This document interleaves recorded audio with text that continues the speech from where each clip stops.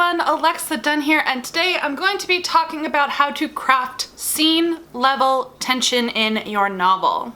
I find that often kind of the missing ingredient of a novel, especially a novel by a newer writer, is scene level tension. If things are feeling inert or boring, like characters don't have agency, you're not compelled to turn the page, it's often scene level tension that is the culprit.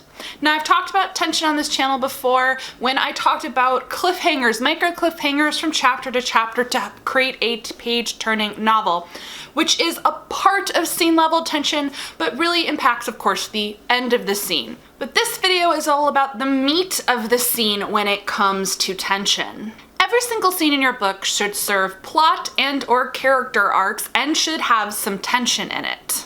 So your number one problem to solve is, what is this scene, what is the point, and why is it in the book? One thing you can do to go through your book is create scene cards for every single scene in your book, where you write on the card what is happening in the scene, what is the point of the scene, and if you struggle to come up with those things for any scene, you need to reevaluate why it's in the book.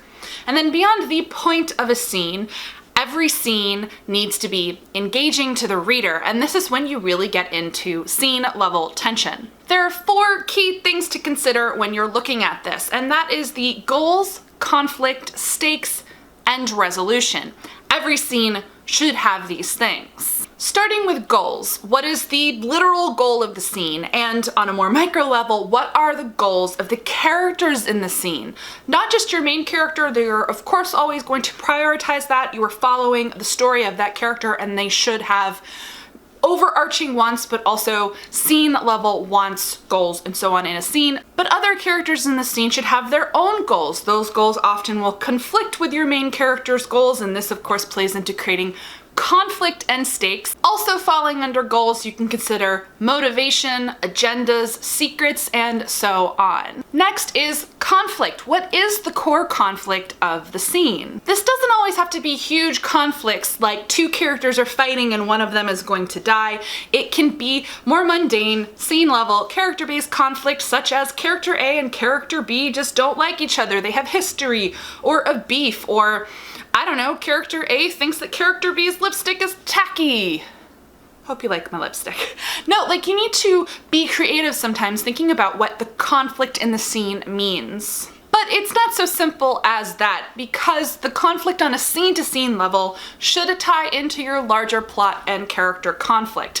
If your scene level conflict and stakes aren't tying into book level conflict and stakes, you're gonna have messy arcs happening. So there are a lot of things to juggle all at once, but you need to think about goals and then conflict. So your conflict has to tie directly to your stakes. Any scene level conflict should have scene level stakes, or if the conflict in your scene is book level, it of course ties to the book level stakes. Or you can also think of this in terms of acts. Acts can definitely have their own conflict, stakes, and kind of rising and falling tension. If you're going with character level conflict, the stakes can be a damaged relationship, a damaged reputation. If the stakes are a piece of information gained or lost, the conflict can be the character needs to find out something, but if they get caught, they're going to be in trouble. The obstacle of being found out is both the conflict and a stake, the stake being they could be caught and then they won't get what they need. And then resolution. Every scene should resolve in some way, even if it resolves on a micro level. And this is kind of where we get to the micro cliffhangers writing hack that I shared, where it's not necessarily pat resolution, but it's some kind of rise and fall, where in the resolution there's some piece to move forward. And that piece to move forward could be a question. And as you know, if you've watched that, my big recommendation for creating a page-turning novel was to leave as many chapters as possible on some sort of question, not always a literal question, but you're leaving the reader with some sort of question that makes them want to continue turning the pages. That is still a resolution as long as you've taken the conflict and the stakes, built tension up, and then have it come down to some sort of resolution point. Essentially, leading a reader up to the point of having a question is a resolution. And then digging even further into scene level tension, I want to share what is now my newfound favorite way of talking about this. A fellow writer, when the question of how do you develop scene level tension came up in a writing chat that I'm in, suggested this, told us about this, and it was like, and so now I'm sharing it with you. She shared something that Mike Nichols said, the writer and director. He said, there are only 3 kinds of scenes: a fight, a seduction, and a negotiation. I love framing scenes in this way. I think it's a great, vivid way to challenge you to frame all of your scenes in a new way. And the thing about a fight, a seduction, and a negotiation is that fights, seductions, and negotiation inherently have all of the things we just talked about. They have goals, conflict, stakes, and resolution. And so I'll dig a bit more into what this really means. So, with a fight, you have characters who have opposing agendas and there's usually outright conflict. A fight is usually going to be the juiciest kind of scene level conflict intention that you're going to have. There's a verbal fight or a physical fight. You're pushing forward with difficulty, and pushing forward with difficulty is just inherently full of conflict. A seduction. Your characters want something and they employ whatever persuasion or manipulation tactics they have to get it. This is deliberate action on behalf of one character in order to mislead, deceive, manipulate another one to get what they want. Also, conflict is inherent in that because of deception, because of agendas. Remember I said when you're thinking about goals, you can think about agendas. And last, negotiation. Characters are coming together to mutually discuss, hash out, agree on something. Now, agreement doesn't always mean equal. In fact, there's more interesting conflict and stakes and building of tension that can come from an uneven agreement. Parties might come to an agreement, they might negotiate, but that doesn't mean that it's equally in favor of both. Having uneven agreements can be really interesting for your story. They can have interesting impacts. So my challenge to you, if you are working on scene level tension, when you're doing those scene cards, is to identify what kind of scene each one is. Is it a negotiation, a fight, or a seduction? From within that, on your scene cards, you can put the goals, the conflict, the stakes, and the resolution. If you're missing any of these pieces or you're struggling to identify things, your scene might have a problem. It might be inert, it might be sitting in your book and not doing any real work. Those are scenes that you want to reconsider, because scenes in and of themselves have to be interesting, they have to be compelling, they have to drive the reader to continue turning pages, and they have to feed in to the larger story arc.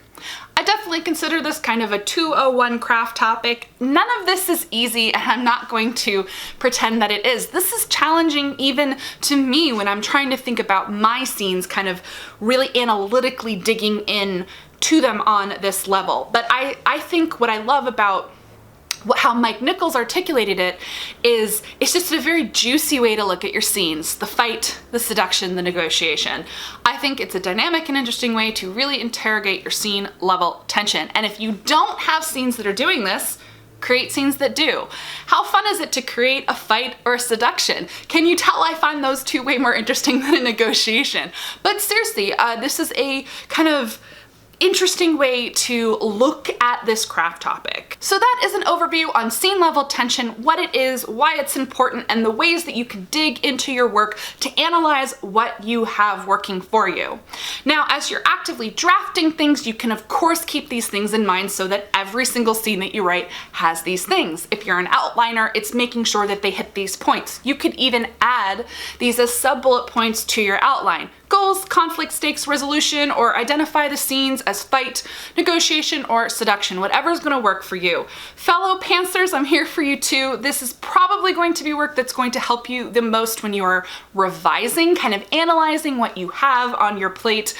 But over time, you learn, you ingest what it means to write scenes that have really compelling tension as you go, and you'll kind of end up inadvertently writing scenes that already do this. So I hope this has helped you with this topic. If you've got a book and it's just not working, you're getting kind of lukewarm feedback from people aren't reading, etc.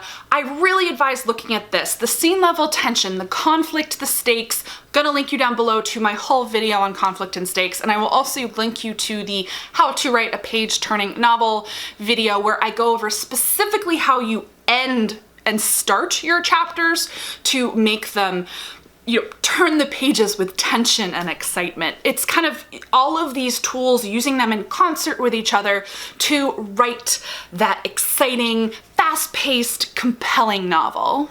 Let me know down below in the comments any questions you have about this topic, and give this video a thumbs up if you liked it.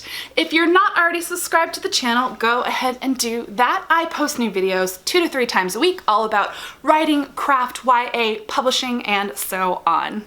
Thank you so much for watching, guys, and as always, happy writing!